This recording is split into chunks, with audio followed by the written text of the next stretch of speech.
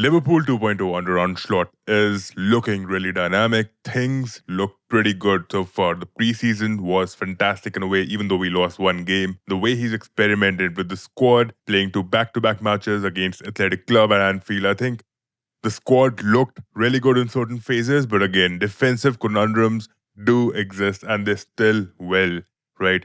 We need to find out what is really going down with the squad at this point in time. Now, what we saw from that game, right? That game has to be the premise of what is bound to happen in the 25-26 season. Slot had demanded Michael Edwards to sign crafted, fully tooled midfielders and attackers who know what they're doing on the pitch. He wanted players who could basically run the channels for him right now. Wits and Ekitike, two footballers who are really growing well with the squad. You could see how they hit the ground running in the first 25-30 minutes when Liverpool looked really dynamic. What were they up to?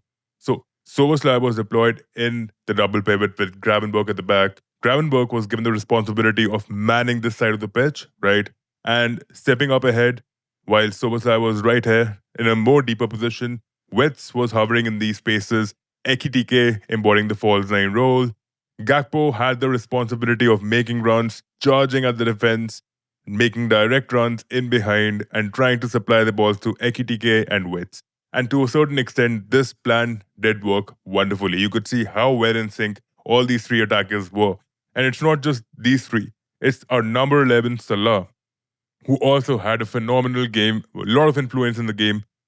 Earlier on, we could see the link up with Wits. See, Wits as an attacker, he's being used as the orchestrator, right? He induces that one-touch presence so well, right? Takes one touch, releases the other player, and in that moment, you see two midfielders are drawn into Wits, right? And Wits somehow still unleashes himself into the attacking space ahead, giving more space to Ekitike up front and Salah. So these triangle-like situations were being formed with Gravenberg, Wits, Salah, and on the other side, we had Gakpo, Wits, and Soboslai. This is what Slot was actually focusing a lot on. And it worked to a certain extent with Ekitike coming in a little deeper to allow Wits and Salah to progress ahead. And we saw an opportunity from Wits where he took a header somewhat in the situation. So the camaraderie between these four looked like they've been playing football together for the last so many years, right? And it was mind-boggling. But the problems started occurring the moment we lost that intensity. A tad bit intensity, lesser pace on the ball, and Athletic Club would pounce on us.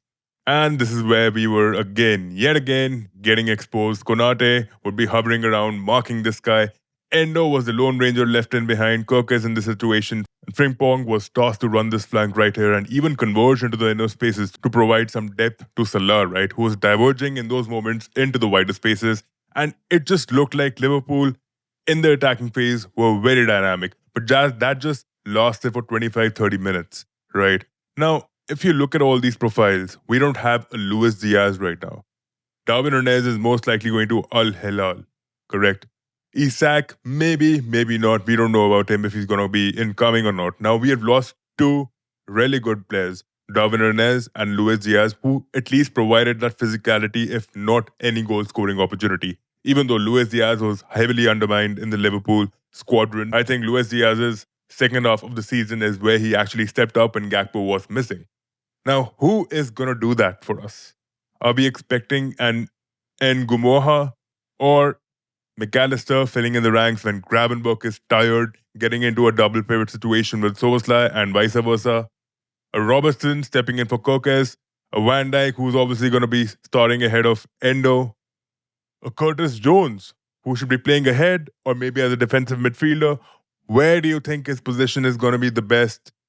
A Ben Doak who's phenomenal, who's ferocious, who's explosive, and his footwork takes the defender away within a whiff of a second.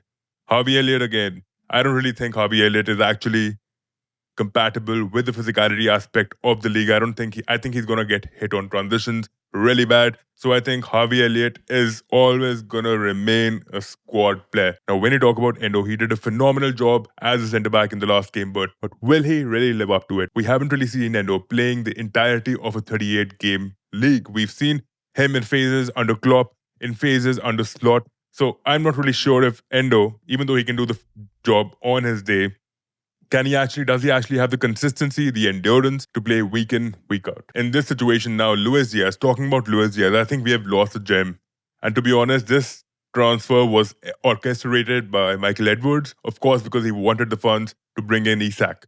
Now, Ngumoha, he is that one guy, even if we are having a bad day, even if we don't have the game under control, even if the tempo is a bit on the edge, this guy, within a few transitions, can take the game away. And this is what he did in the first game against Athletic Club. Delivered a beautiful curler, a top bin finish right here, and Liverpool were 1-0 up. This is the sort of guy that we are talking about, a clutch player that we need in the squad, and he is a Chelsea product. And I don't know why would Chelsea let go of him, but whatever happened in that moment, he is a Liverpudlian for now. Ben Doak on the other end is the right replacement for Salah. I hope Ben Doak, unlike last season when he was injured, I hope he stays fit. He remains fit because we would really need him.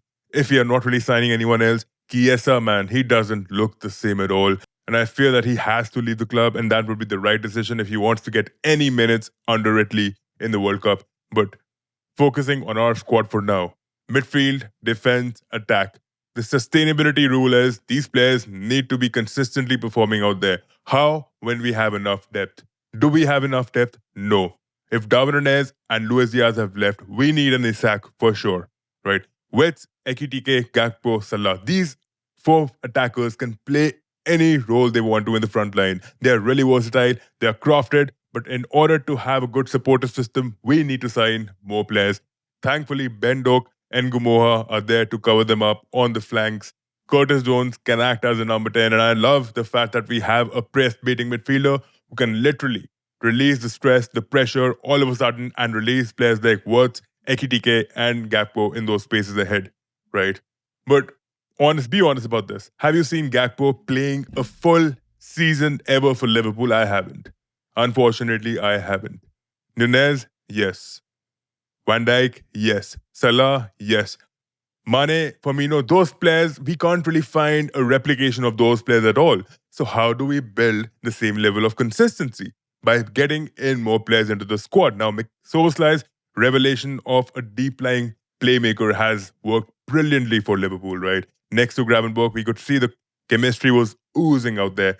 Kirkes, again, will be providing us that balance when Frimpong would be going ahead as usual, right? But what I liked about Frimpong in the last game was that he was tracking back brilliantly and he was going 1v1 against the attacker, ensuring that he's able to screen and shadow that attacker somehow. You know, it was working really well in certain phases, and Liverpool had the upper hand throughout the game, but it looked like Athletic Club took advantage of his spaces so easily at times, you know, even our defenders, man.